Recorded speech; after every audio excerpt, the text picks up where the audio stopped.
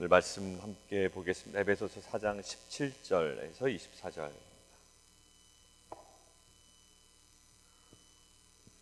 어제 저녁에는 에베소서 2장 11절에서 우리 22절까지 함께 봤습니다.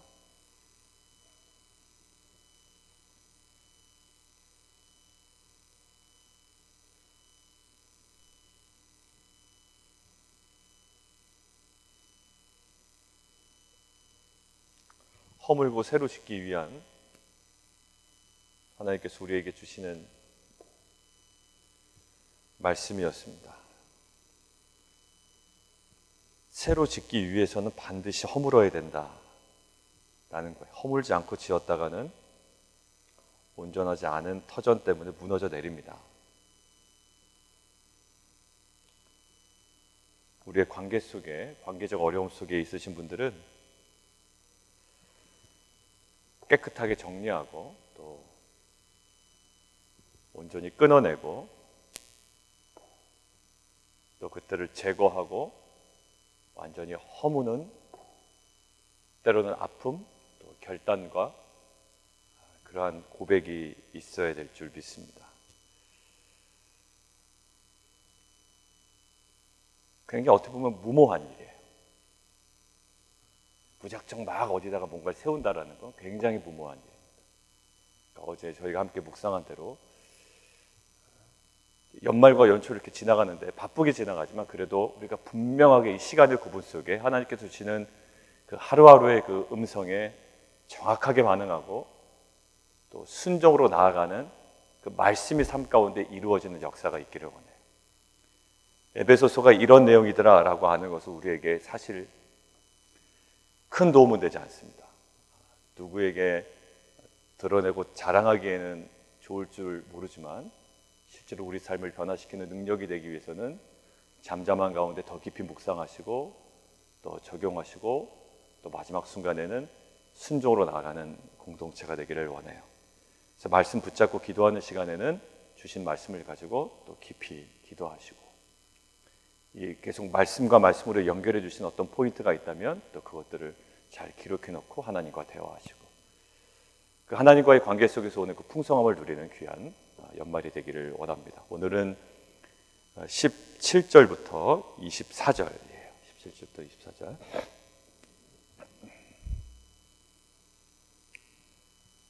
그래도 아이들 그 연습 때문에 드랍하고 이렇게 오시는 분들이 있어서 평소에는 뵈지 못하다가 이렇게 또 목요일날 저녁에 좀 오랜만 거의 이제 뭐 처음 오신 분도 있고 그래서 같이 이렇게 나눌 수 있어서 참 좋은 시간인 것 같습니다. 자, 17절 우리부터 잠깐 설명을 먼저 드리고 읽을까요? 이 부분이 어느 부분인가? 4장부터가 완전히 다른 단락이라고 그랬죠. 3장까지가 어떤 단락이라는 걸 말씀드렸어요. 아멘으로 끝난다. 찬양과 기도인데 크게 보면 그렇게 끝나는 거예요. 자, 그리고 삶의 실천적인 면으로 나가서 첫째, 둘째 메시지가 나온 겁니다. 어제까지. 그리고 오늘부터가 이제 세 번째 메시지인데요. 거룩에 대한 도전이에요. 근데 거룩에 대한 구체적인 도전은 내일부터 나올 거예요.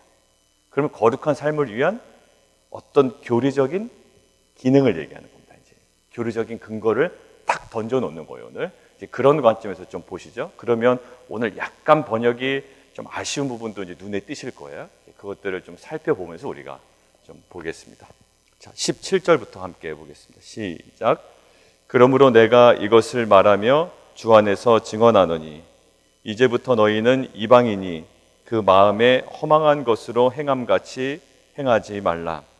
그들의 총명이 어두워지고 그들 가운데 있는 무지함과 그들의 마음이 굳어짐으로 말미암아 하나님의 생명에서 떠나 있도다. 그들이 감각 없는 자가 되어 자신을 방탕에 방임하여 모든 더러운 것을 욕심으로 행하되 너희는 그리스도를 그같이 배우지 아니하였느니라. 진리가 예수 안에 있는 것 같이 너희가 참으로 그에게서 듣고 그 안에서 가르침을 받았을진데 너희는 유혹의 욕심을 따라 썩어져가는 구습을 따르는 옛사람을 벗어버리고 오직 너희의 심령이 새롭게 되어 하나님을 따라 의와 진리의 거룩함으로 지으심을 받은 새 사람을 입으라. 아멘. 어제 저녁에도 말씀드린 것처럼 그 에베소서에 굉장히 중요한 대비되는 그 시점이 있다고 그랬죠. 어제는 반복되는 게 뭐였냐면 그때에와 이제는이었어요. 그게 중요한 에베소서의 어떤 핵심적인 주제 중에 하나예요.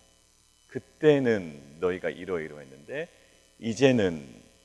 근데 오늘 보세요. 12절 이제부터 또 등장합니다. 이제부터 너희는 이방인이 그 마음에 허망한 것으로 행함같이 행하지 말라라고. 거룩에 대한 내용이에요. 4장 지나서 첫 번째 주제가 뭐였냐면 이거였어요.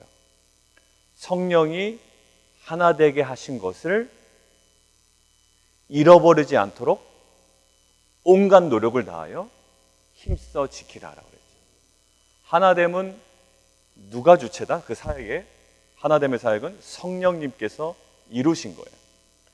우리가 하나됨을 이루는 것이 아니라 하나됨을 이루신 성령님께서 이루신 그 하나됨을 우리는 지키는 거예요.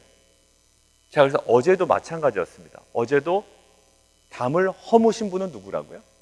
예수님께서 허물어 버리셨다고요. 관계적으로 저 사람은 나랑 절대 안 맞아.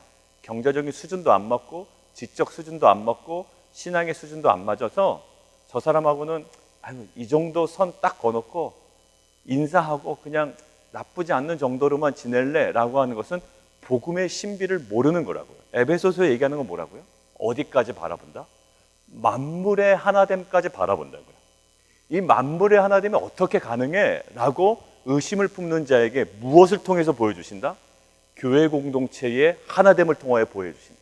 이걸 딱 보니까 야, 유대인과 이방인 서로 대적하고 서로 경멸하고 서로 자신만의 영역에서 우월감을 가졌던 자들이 하나 될 수 전혀 없었던 자들이 복음 안에서 예수 안에서 하나 되는 것을 보고 이제 새로운 역사가 열린다는 것을 세상 사람들이 알게 되는 거예요. 공중권세 잡은 자들이 알게 되는 거예요. 하나님의 지혜를 안다는 거예요. 어떤 거예요? 만물을 하나 되게 하는 것들을 안다라는 거예요. 그러니까 목표는 저기 있습니다. 근데 이것들이 가능하다는 것을 세상에 알도록 하는 장치가 있는데 그것이 뭐냐면 교회에 하나 된다. 이 복음의 신비를 모르는 자들은 그냥 라인만 딱 거놓는 거예요. 아유, 쟤는 안 돼. 나랑 안 돼. 근데 어제도 말씀드린 것처럼 그게 서로 양당 간의 입장이라니까요. 저쪽도 이쪽 수준 안 맞아서 못 놀겠대요. 항상 얘기하면 이 사람은 이 사람 수준 안 맞아서 못 놀겠다. 그냥 내가 용납해 주는 정도지 그냥 나는 라인 딱 꺼놓고 살겠다. 여러분, 첫 번째 뭡니까? 성령이 하나 되게 하신 거예요. 우리가 막 하나 되려고 애쓰는 게 아니라 분명히 알아야 돼요. 성령이 하나 되게 하신 것을 우리는 잃어버리지 않도록 힘써 지키는 것, 그것을 요구받고 있어요. 첫 번째. 그리고 어제는 뭐였냐면 성도가 온전하게 된다. 온전하게 되어 각 은사로 그리스도의 몸을 세워나가는 것을 요구받고 있죠. 근데 어제 은사 얘기할 때 우리가 14일 본문에 보시면은요, 믿음으로 말미암아 구원을 받았으니 은혜에 의하여 이렇게 됐죠. 은혜라는 말이 있고 하나님의 선물이라는 말이 있어요. 그게 구원 얘기할 때 나타납니다. 구원 나타날 때 은혜라는 말을 쓰고 선물이라는 단어를 쓰는데 어제 무슨 단어를 썼죠? 어제 본문에 선물의 분량대로 은혜를 주셨다. 선물과 은혜를 주셨죠? 어제 제가 뭐 말씀드렸어요? 시편 68편까지 총동원해서 어제 그분이 원래 선물을 받으신 분이 선물을 주셨다라고 어떻게 보면 구약을 잘못 이해하는 것처럼 사도 바울이 전하는 이유는 뭐라고요? 이 하나님께서 예수님의 부활과 승천과 이 모든 일을 통해서 우리에게 구원을 주신 것, 하나님의 역사가 그렇게 이루어진 것, 구원의 영역뿐만 아니라 이 역사는 어느 부분에서도 공존한다? 같이 은사를 주신다. 그분이 은사를 주셨다는 거예요. 그러니까 은혜, 선물, 어떻게 보면 구원의 영역에서 쓰는 단어들을 지금 은사의 영역에서 쓰고요. 이것도 선물이라고 그러고 이것도 은혜라고 그래요. 이것도 하나님의 역사라는 거예요. 그래서 어떻게? 온전해져서 하나의 한 몸으로 지음받아 간다. 자, 그리고 세 번째 오늘이 뭐냐면 거룩에 대한 도전이에요. 거룩에 대한 도전. 부르심을 받은 자들. 거룩에 대한 도전인데, 어제 저녁에 나눌 때 우리가 어떤 되게 독특한 표현이 있다 그랬죠? 한 세 사람이에요. 예, 유대인도 아니에요. 내가 유대인이니까 너네를 받아줄게. 이것도 온전한 하나됨이 아니라고 그랬죠? 내가 이방인인데 그냥 뭐 너 좀 내가 용납해 줄게. 종교적으로 너네 종교 좀 내가 받아줄게. 이런 것도 아니라고요. 하나님은 어떻게 보면 학자들이 굉장히 그 극단적인 표현으로는 제3의 어떤 새로운 인종이 나타나는 것처럼 표현한다고요. 한 세 사람. 이 한 세 사람의 하나됨. 유대인도 아니고 이방인도 아니고 한 세 사람의 어떤 독특한 특징이 있다는 거죠. 그게 뭐라 그럴까요? 예, 거룩이에요. 그러니까 이 백성들에게 뭐라 그래? 이스라엘 백성들에게. 내가 거룩하니 너희도 거룩하라. 애굽의 그 모든 것들을 끊어내려는 거예요. 거룩으로 계속 나아가기를 원했어요. 제사 방법도 거룩이고요. 말씀 앞에 순종하는 것도 거룩이에요. 자, 그런데 이 거룩을 위해서 내일 한번 본문 보시겠어요? 내일 딱 보면 그런즉 거짓을 버리고 이제 구체적인 프랙티컬한 부분이 나오고요. 오늘은 프랙티컬한 부분 안 나와요. 그러니까 오늘은 어떤 느낌이다? 예, 너희가 거룩한 이런 프랙티컬한 삶을 살아라고 도전하기 전에 뭐를 바탕으로? 이제 교리적인 어떤 기초를 세우는 작업이 오늘 본문이다라는 관점을 보시고 이해하시면 좋을 것 같아요. 자, 보시겠습니다. 너희가 이방인의 그 허망한 것으로 행한 같이 행하지 말라. 이방인들은 어떻게 행한다고요? 이방인의 특징이 18절에 있습니다. 이방인의 특징이요. 그리고 이방인의 특징은 무엇으로 표현될 수 있냐면 22절에 있는 옛사람으로 표현될 수 있어요. 그러면 이 옛사람의 특징이 뭘까요? 그 옛사람의 그 존재적인 면을 얘기하는 겁니다. 뭐냐면 18절 총명이 어두워지고요. 무지함이 있고요. 그들의 마음에 굳어지고 있고요. 그래서 하나님의 생명에서 떠나 있어요. 그리고 19절까지 조금 더 확대해서 보면 감각 없는 자가 됩니다. 그리고 자신을 방탕하게 그냥 방임해요. 내버려 둔다고요? 그러니까 더러운 것들을 욕심으로 행해요. 그게 옛사람, 이방인들의 특징이었다. 자, 근데 그렇게 하지 말라라는 거예요. 그렇게 하지 말라라는 거예요. 자, 근데 거기서 보면 이 모든 것들 18절과 19절에 어떻게 보면 하나를 딱 잡을 수 있는 키워드가 있어요. 뭐냐면 그것이 무지함이에요. 무지함. 하나님에 대한 무지함, 복음에 대한 무지함은 결국 생명에서 떠나가는 결과를 낳아요. 실은요, 우리가 왜 못할까요? 왜 예수님을 받아들이지 못할까요? 왜 복음을 경험하지 못할까요? 예, 영적인 무지함 때문에 그래요. 안다고 하나 알지 못해요. 이 무지함은 이 옛사람의 굉장히 중요한 핵심적인 한 부분이에요. 무지함으로 다 연결돼요. 마음이 굳어진다라고 할 때 이 마음은 사람의 인격, 생각, 의지, 감정의 어떻게 보면 중심을 얘기하거든요. 이 마음이 굳어졌다라는 포로시스라고 하는데, 포로시스는 뭐냐면 딱딱한 대리석, 그리고 관절의 그 골질 조직, 어떤 그 딱딱하고 경직되고요. 그리고 뭐 완고함, 완강함을 이야기합니다. 결국 뭐냐면 마음의 굳어짐이라고 하면 이거예요. 지적인 둔감함을 이야기합니다. 지적인 둔감함. 이것은 어떤 이미지냐면요, 대리석에다가 뭘 던지면은 대리석이 그것들을 받아들이나요? 아니면 대리석이 튕겨져 나가나요? 튕겨져 나가죠. 공 던지면요, 공을 흡수하지 않는다고요, 대리석은요. 그러니까 이건 어떤 의미냐면 아주 철저한 반항의 이미지가 있어요. 그러니까 무지는요, 진리에 대한 반항이에요. 무지한 자들이 어떻게 하죠? 진리를 얘기할 때 진리에 대하여 굉장히 공격적인 반응을 보입니다. 자, 그리고 감각 없는 자라고 되어 있죠. 이것은 피부가 굳어진 걸 얘기해요. 피부가 굳어져서 더는 아픔을 느끼지 못하는 상태. 그러니까 수치를 느끼는 모든 감각을 상실했어요. 뭐가 부끄러운지도 모르고, 뭐가 아픔인지도 모르고, 또 뭐가 슬픔인지도 모를 뿐더러 무엇이 진리인지도 몰라요. 그냥 마음 가는 대로 행하는 거예요. 여러분들, 우리가 성숙하다라고 하는 것은요, 우리가 행동하기 전에 뭔가 핵심적인 기준을 딱 잡고 결정하거나 안 하는 거예요. 우리가 성숙하다라고 할 때 일단 말이 많지 않아요. 막 생각대로 말하지 않는다. 그리고 자기 중심대로 이야기하지 않아요. 자기도 모르게 자기 중심대로 얘기할 때가 있어요. 이거 좀 안 하면 안 될까요? 이거 하면 안 될까요? 근데 어느 순간에 알아요. 이게 내 자기 중심성에서 나온 거구나 라는 걸 알아요. 그 분별력이 생기면 죄송합니다. 제 생각 때문에 그것들을 이야기한 겁니다 라는 그런 절제가 있다. 여러분들, 이 모든 것들이 감각 없는 자, 어디서 나온다고요? 무지함이에요. 무지함이에요. 여러분들, 이 무지함 속에 있으면 안 돼요. 그래서 근데 너희는 무지하지 않다라는 거예요. 자, 20절 보세요. 너희는 무지하지 않잖아 라고 얘기하는 거예요. 20절, 오직 너희는 그리스도를 그같이 배우지 아니하였다. 그러니까 그같이 배우지 아니하였다라는 것은 너희가 이렇게 배웠지 않았느냐라는 거예요. 너희는 배웠다. 그리고 21절 또 동사가 있어요. 배우다라는 동사와 비슷한 동사가요. 들었다라는 거예요. 너희는 들었다. 그리고 세 번째 또 다른 동사가 눈에 보이죠. 가르침을 받았다라는 거예요. 예, 너희는 배웠다, 무지하지 않다라는 거예요. 그러면 무지하지 않다, 무엇을 배웠나? 라는 내용이요. 22절, 23절, 24절이에요. 근데 오늘 보니까 23절, 22절, 23절, 24절이 일반적인 표현이 아니라 명령적인 표현인 것 같잖아요. 이게 제가 아까 처음에 서두에 얘기한 번역이 조금 아쉽게 됐다. 예. 이것은 제 개인적인 의견이 아니라 모든 학자의 거의 공통된 의견입니다. 번역이 조금 아쉽게 됐다라는 거예요. 그럼 번역이 어떻게 되어야만 하느냐? 우리가 그 힌트를 골로새서에서 얻을 수 있습니다. 에베소서와 골로새서는 거의 동시에 쓰여졌다.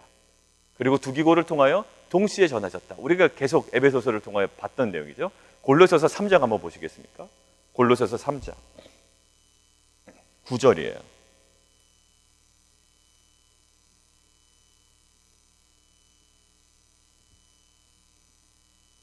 골로새서 3장 9절 펴놓으시고 22절, 23절, 24절이 어떤 내용입니까? 첫 번째, 옛사람을 지금 오늘 번역으로만 보면 옛사람을 벗어버리고, 두 번째, 너희의 심령이 새롭게 되고, 세 번째, 새 사람을 입으라, 이런 내용이죠. 예, 그런 내용이에요. 자, 오늘 찾은 골로새서 3장 9절에서 10절 읽겠습니다. 9절에 10절 시작. 너희가 서로 거짓말을 하지 말라. 옛사람과 그 행위를 벗어버리고 새 사람을 입었으니 이는 자기를 창조하신 이의 형상을 따라 지식에까지 새롭게 하심을 입은 자니라.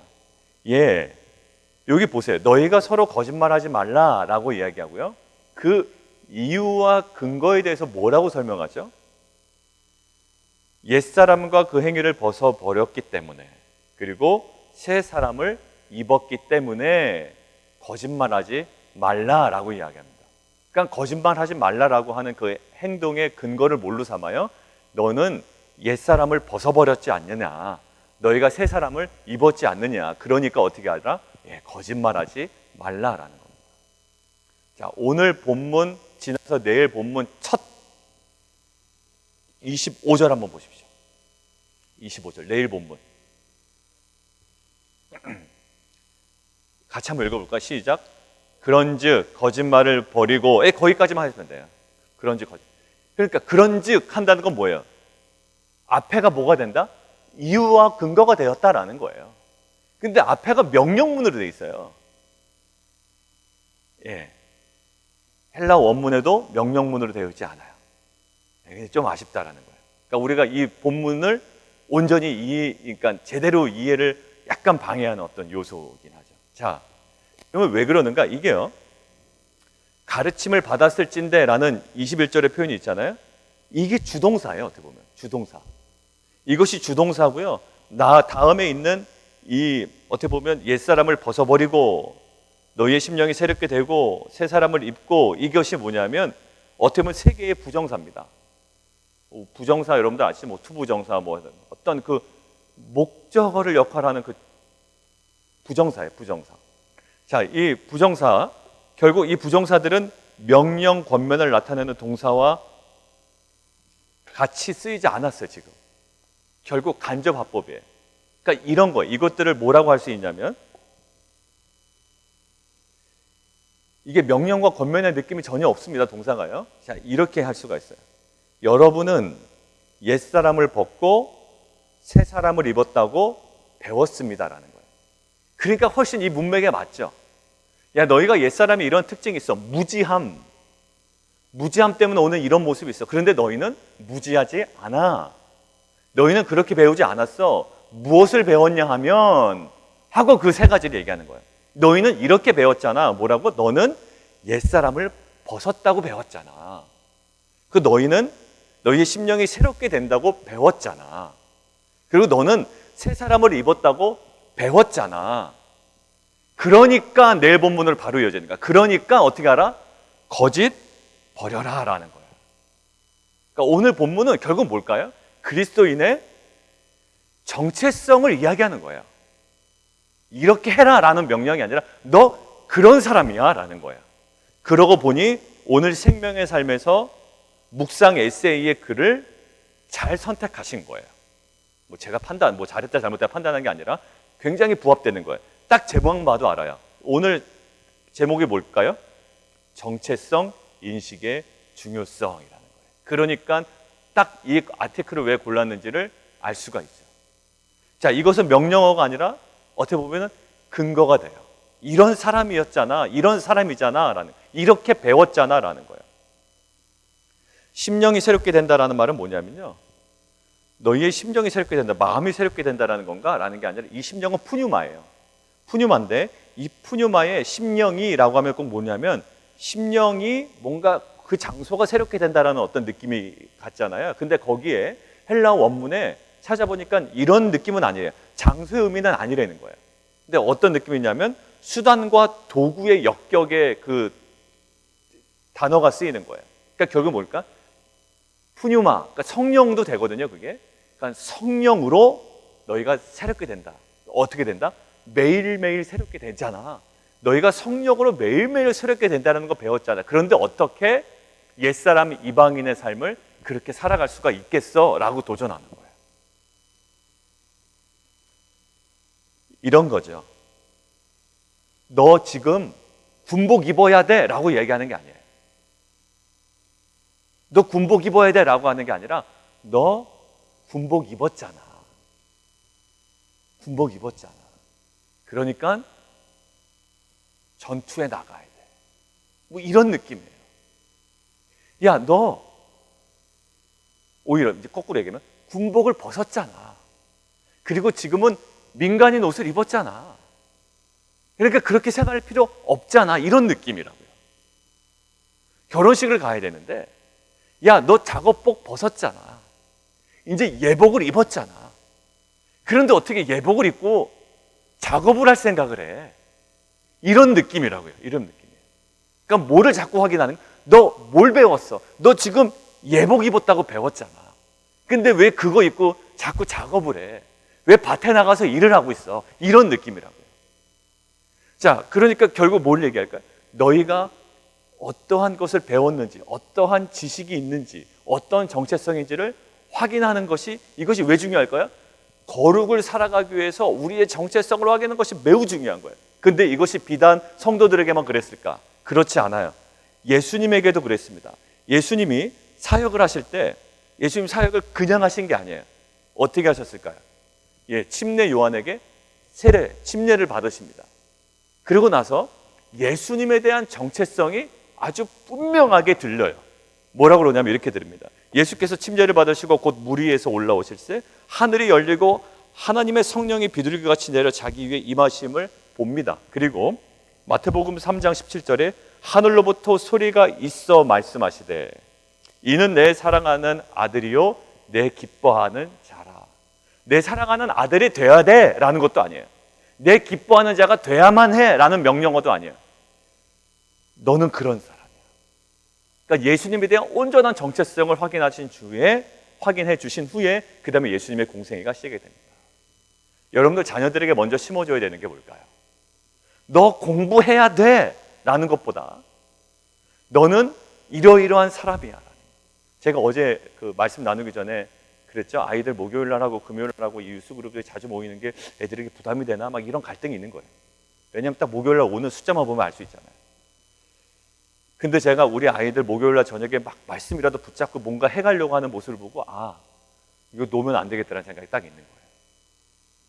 여러분들 이게 형성이 어떻게 될까요? 부모가 아무리 얘기해도 하나님의 음성이 들려져야 자신의 정체성이 세워지는 줄 믿습니다. 아무리 바빠도요, 아이들이 말씀 앞으로 가면 말씀을 통하여 하나님의 음성을 통하여 성령을 통하여 아이들의 정체성이 확인되는 거예요. 실은 우리 큰애도 와 있지만 큰애한테 너는 이런 사람이라 많이 얘기를 못 해줬어요. 그게 좀 미안하고 아쉽기도 해요.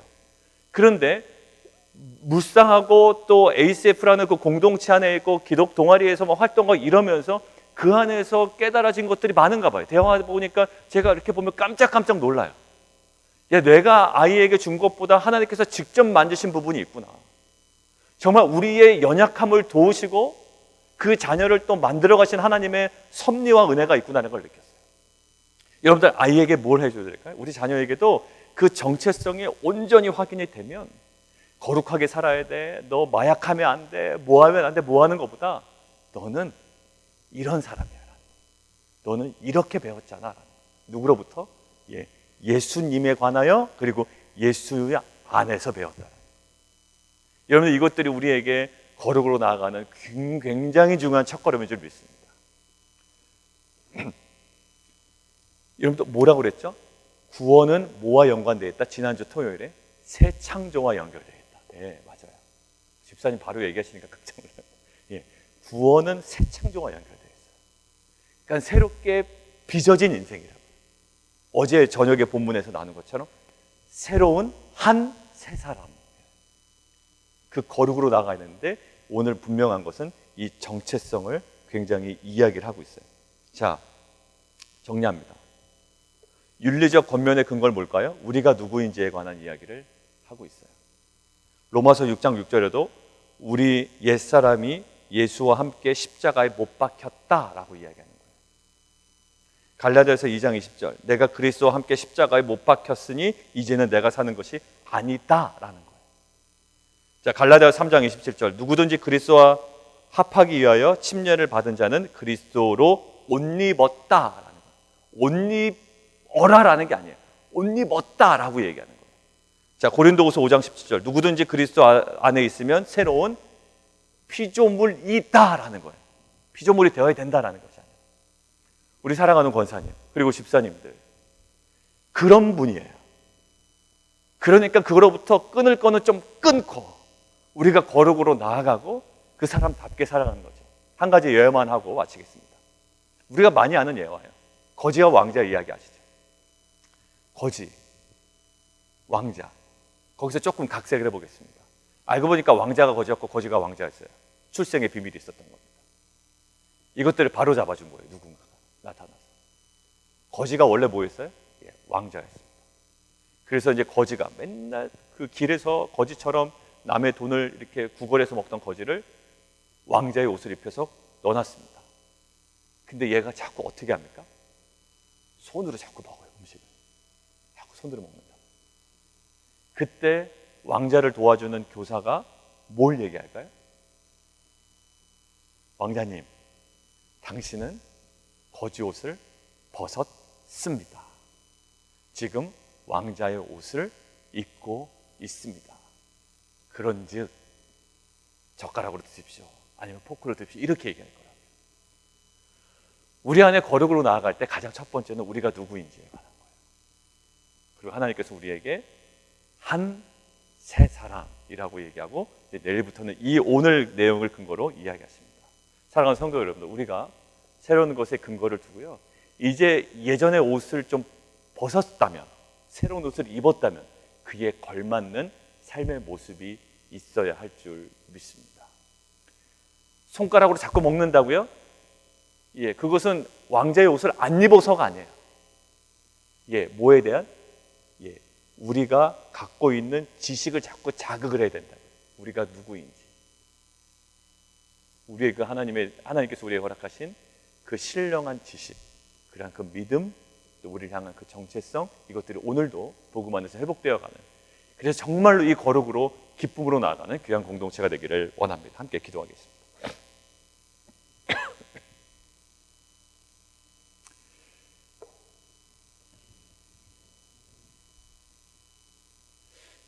정체성이에요, 결국. 그리고 무지와 진리의 싸움입니다. 이방인의 특징은 무지한 거예요. 그래서 지금 사도 바울은 무엇을 자극하고 있냐면 그들이 이미 예수님을 들었어요. 그리고 그분 안에서 가르침을 받았다고요. 그들이 이미 가르침을 받은 그것들을 상기시키고 자극해요. 그 가르침을 근거로 권면하고 있고요. 그 가르침을 근거로 요구하고 있어요. 우리 교회 안에서요, 이 가르침이 잘 진행돼야 될 것 같아요.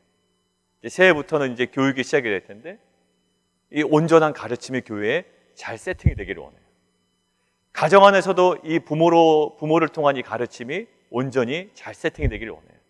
그래서 그들이 너무 힘들 때, 또 그들이 혼란스러울 때 그 가르침을 근거로 그들의 삶에 대한 거룩한 도전이 이루어질 줄 믿습니다. 그리고 그것은요, 효과적인 거예요. 왜냐하면 사도 바울도 이런 방법을 사용하여 구체적인 거룩을 향하여 도전하고 있기 때문이에요. 하나님, 우리 안에 이러한 가르침이 잘 정착되어지고 세팅되어지는 교회 공동체와 가정이 되게 하시고, 그 가르침을 근거로 우리의 정말 신자의 정체성이 온전히 날마다 확인되어지고 회복되어지는 귀한 공동체 되게 도와주십시오. 함께 기도하며 나아가도록 하겠습니다.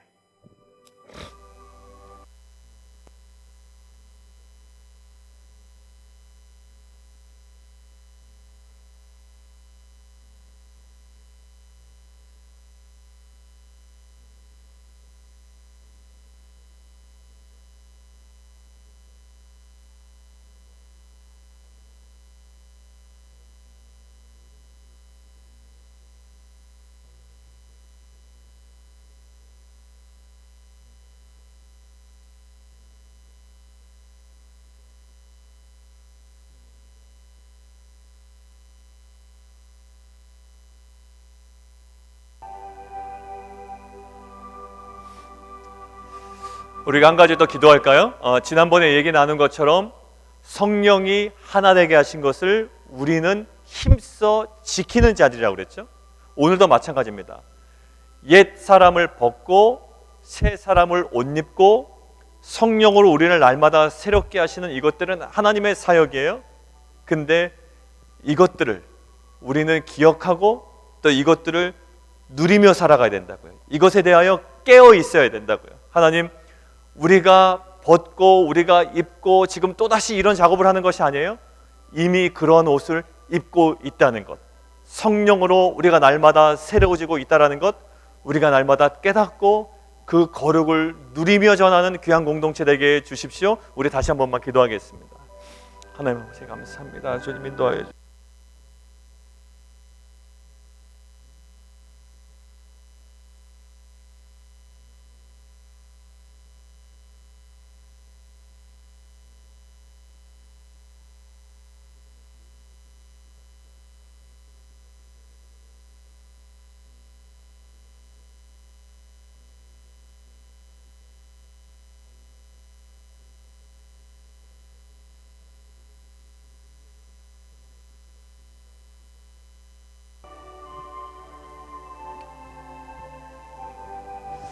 자, 우리 또 함께 기도하게 우리 성도님들 건강 위해서 좀 기도해 주시고요. 이든이가 어제 좀 아팠어요. 그래서 어제 낙종 집사 예배 못 오신다고 어제 말씀을 해주셨는데 이든이 좀 열이 난다고 하는데 이든이 위해서도 좀 기도해 주시고, 이한이는 좀 많이 나아졌어요. 근데 이든이가 또 낫고요.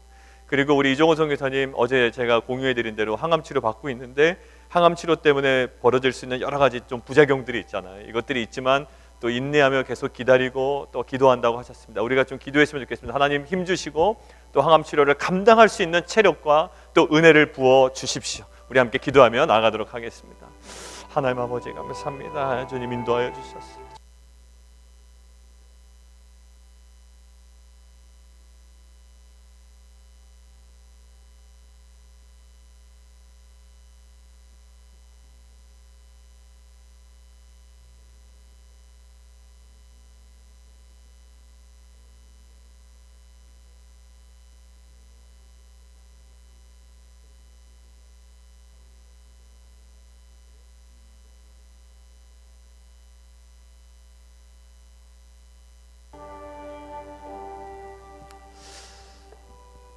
하나님, 우리는 옛사람을 벗어버린 자들이고 또 날마다 성령으로 새롭게 되는 자들이며 또 새 사람을 옷 입은 자들인 줄 믿습니다.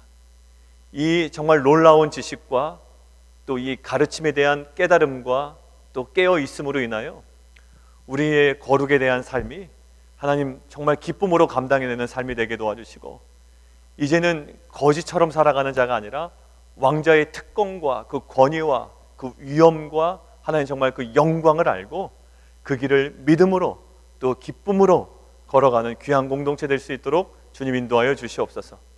정말로 이러한 깨달음이 우리가 기도하기는 우리 자녀들에게 있기를 원합니다. 정말로 내가 누구인지, 어떠한 부르심을 받았는지에 대한 명확한 인식과 정체성에 대한 인식과 그 확신을 가지고 이 혼돈하는 세상 가운데 또 도전하고 유혹하는 세상 가운데 거룩한 백성으로 능히 살아가며 승리하는 귀한 자녀들 되게 도와 주옵소서. 예수 그리스도의 이름으로 감사하며 기도합나이다.